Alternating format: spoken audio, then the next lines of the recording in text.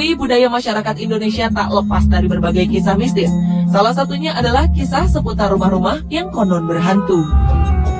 Terletak di kawasan Dharma Wangsa, Jakarta Selatan, terdapat rumah Kentang Prapanca yang terkenal dengan kisah horornya.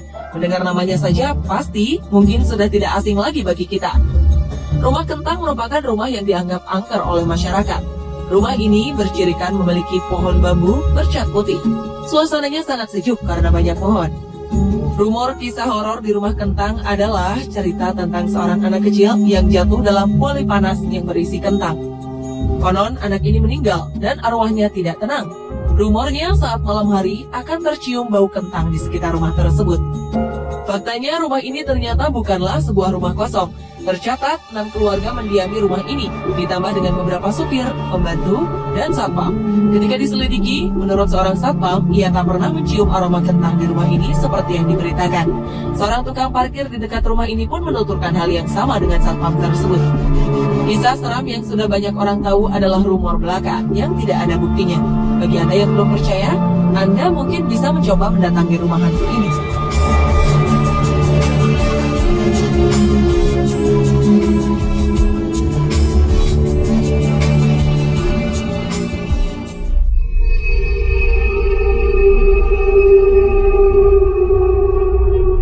Di Surabaya terdapat rumah hantu Darmo yang terkenal menyeramkan.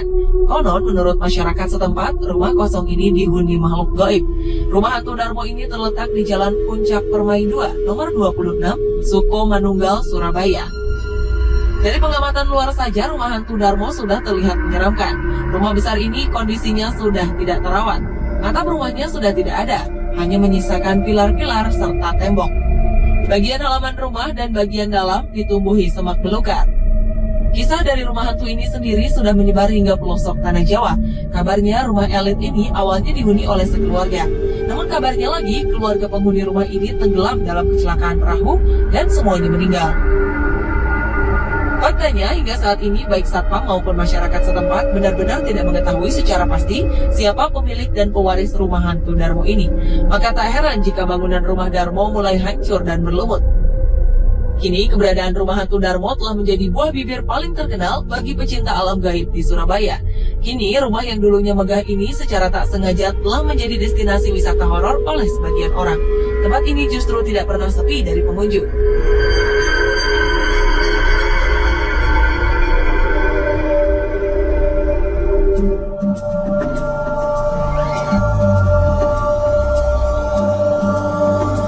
Beralih ke Bandung. Di Bandung terdapat sebuah rumah di Jalan Bahu Reksa nomor 15. Ya, ini adalah rumah ambulans. Rumah yang menginspirasi sebuah film layar lebar bergenre horor. Terdapat berbagai versi cerita mengenai mobil ambulans yang terparkir di halaman rumah. Salah satu ceritanya ialah keberadaan sebuah keluarga yang mengalami kecelakaan hingga semua penghuninya meninggal dunia.